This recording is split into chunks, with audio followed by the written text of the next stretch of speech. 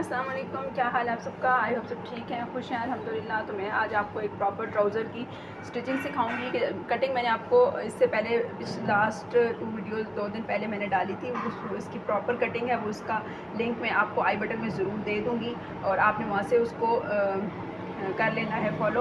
और आज मैं आपको प्रॉपर ट्राउज़र की स्टिचिंग दिखाऊंगी कि किस किस पार्ट में हमें किस किस बात का ध्यान रखना होता है ताकि हमारे ट्राउज़र की प्रॉपर स्टिचिंग हो और हमें सेम इस तरह का स्मार्ट सा ट्राउज़र जो है वो सिला हुआ मिले। तो ऐसी टेलर जैसी प्रॉपर स्टिचिंग के लिए आप मेरी वीडियो को देखें। तो चलिए वीडियो स्टार्ट करते हैं।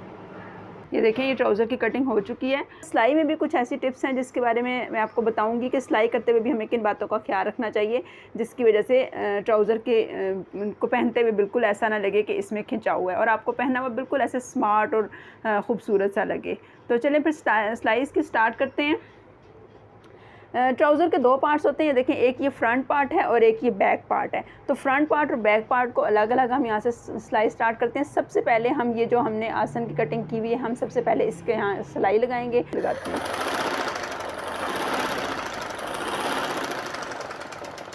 अच्छा, जब हम यहाँ पर पहुँचेंगे तो ये देखें, अभी हमारा 2 इंच कपड़ा रहता है, तो मैं इसको यहाँ से निकाल दूँगी। ये भी बहुत ख़ास है ट्राउज़र की सिलाई में, इसको हम बाद में आपस में जोड़ेंगे। इसको भी सेम मैंने 2 इंच छोड़ दिया और मैं यहाँ से इसको निकाल देती हूँ। इसके ऊपर हम फ्रंट साइड को रखेंगे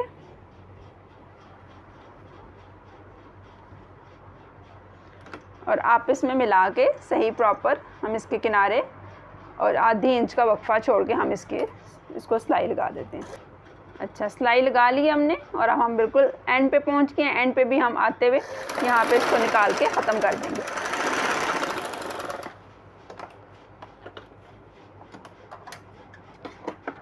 इसी तरह सेम हम दूसरी साइड पे सिलाई लगा लेते हैं। अच्छा, आप ये देखें, हमने दोनों साइड पे सिलाई लगा ली, दरमियान की आसन की सिलाई भी लगा ली। अब हम जो है वो इसको फोल्ड करेंगे। ये जो ऊपर हमारा नेफ़ा होता है, तो नेफ़ा मैंने आपको जब कटिंग करते हुए बताया था, तो ऊपर वाला हम जो पीछे वाला पार्ट था वो हमने 2.5 इंच एक्स्ट्रा रखा था और उसके अलावा 2 इंच फोल्डिंग के लिए रखा था। जो 2 इंच हमने एक्स्ट्रा रखा है नेफ़ा मोड़ने के लिए, उसका हम चारों साइड पे सेम एक जैसा निशान लगा लेंगे, क्योंकि यहाँ पे थोड़ी तिरछी कटिंग हुई होती है, तो इसको ज़रा मोड़ना थोड़ा सा मुश्किल होता है। तो इस वजह से बेहतर ये होता है कि या तो आप उसको प्रेस दे लें या फिर 2-2 इंच के निशान चारों साइड पे लगा लें। आप लगाकर आप उसको हाथों से फोल्ड कर लें। तो 2-2 इंच के निशान इधर देखें, यहाँ 2 इंच का निशान लगा। अब इसको मैंने यूँ करके पकड़ा, जहाँ जहाँ मैंने 2 इंच का निशान लगा था अंदर की तरफ जो उल्टी साइड है, जहाँ हमारी सिलाइयाँ लगी हुई हैं, वहाँ पर हम नेफ़े को मोड़ते हैं और इसको हाथ से पकड़ के आप यूँ करें तो ये बड़ा अच्छा सा बैठ जाता है। ये देखें, यूँ बिल्कुल इस तरह बैठता है जैसे प्रेस हुआ। अब देखें, सारी मैंने जो है वो इसको अच्छा सा मोड़ के यूँ बिठा लिया। अब आप देखें तो ये आपको बैठा हुआ, ये देखें, सही लगता है जैसे प्रेस हुआ है, इस तरह मैंने बिठाया है। और बैक साइड अभी भी हमारी ऊंची ही है, 2.5 इंच। अब यहाँ मैंने जो 2 इंच मैंने मोड़ा हुआ था, उसमें से ये आधी इंच मैंने अंदर की तरफ करके और यूँ मोड़ लिया इसको। ये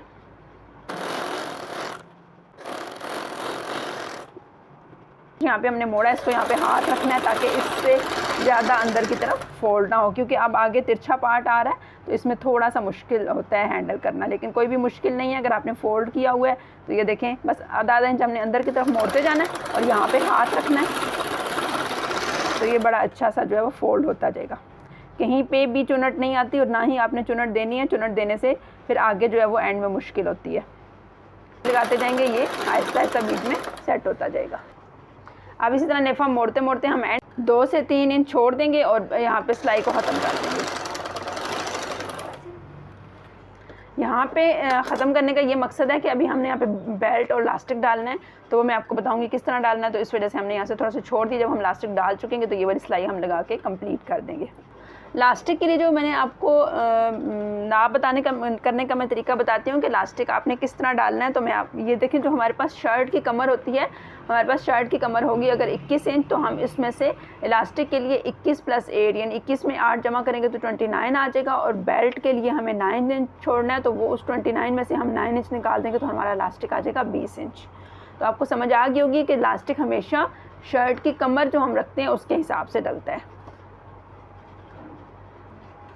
अच्छा, इस ट्राउज़र की बेल्ट जो है मुझे 10 इंच डालनी है। तो ये जो बिल्कुल हमारा मिडल पार्ट होता है, फ्रंट वाला जो मिडल पार्ट होता है जहाँ पे हमने आसन की सिलाई लगाई है, वहाँ पे हम 10 इंच, 5 इंच इधर और 5 इंच उधर रखेंगे तो हमारी बेल्ट लग जाएगी। तो 5 इंच के बाद मैंने यहाँ पे निशान लगाया, यानी 10 इंच पे, और 5 इंच पे हम यहाँ पे निशान लगाएंगे तो हमारी 10 इंच। ये मैंने एक हेयर पिन है, इसके अंदर इलास्टिक को डाल दिया है और मैं इसको यहाँ से डालूँगी।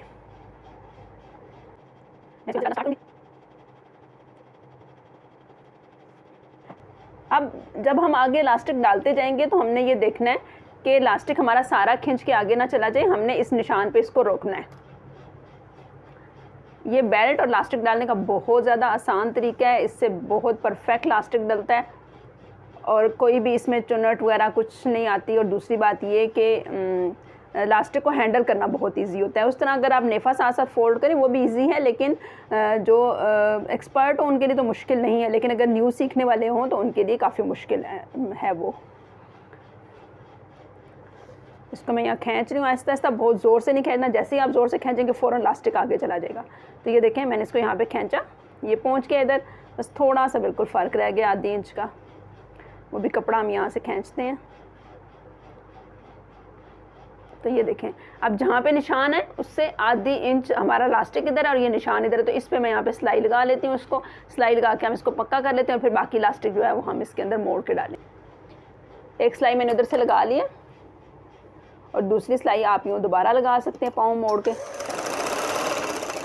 बस ख़त्म भी कर सकते हैं और चाहें तो एक बार और भी सिलाई लगा सकते हैं। ज़रा इस तरह पक्का हो जाता है यूँ इलास्टिक। अच्छा, इलास्टिक को मैं यहाँ से घुमा कर ले आई हूँ। अब देखिए हम दूसरे निशान पर पहुँच गए हैं। दूसरे निशान पे हम जैसे ही पहुँचेंगे, जो नेफा हमने खोल के रखा है वहाँ से हम पिन को बाहर खींच लेंगे और यहाँ से हम करेंगे ये इलास्टिक की पिन निकाल ली बाहर और इसको यहाँ पे बिल्कुल सेम उसी तरह आधी इंच इलास्टिक इधर है और निशान इधर है, तो हम इस पर भी सिलाई लगा लेते हैं। को पक्का किया था बिल्कुल सेम वैसी जगह से हम सिलाई शुरू करते हैं। एक बार पक्का करेंगे ताकि सिलाई खुले ना, और दोनों साइड से इलास्टिक को पकड़ के खींचेंगे और साथ ही हम इसकी सिलाई लगा देंगे और यहाँ पे भी हम इसको पक्का कर देंगे। इससे बाहर ना आपने बेल्ट की तरफ नहीं आना, बस यहीं पे आके ख़त्म कर देना। ये मैंने इसका पांचा बिछा लिया है। अब आपको ये जो जोड़ वाली सिलाई है ये लगानी है, तो इसको हम यहाँ तकरीबन आधी इंच पे निशान लगा लेते हैं ताकि हमें जब सिलाई हम लगाएं तो कोई मसला ना हो। जब हम ये सिलाई लगाते हैं तो हमें आधी इंच फोल्ड करना है अंदर की तरफ, तो आधी इंच ही हम यहाँ से फोल्ड कर लेते हैं पहले से ही और फिर इसको यहाँ से यूँ रखेंगे क्योंकि हमें यहाँ तुरपाई करनी होती है।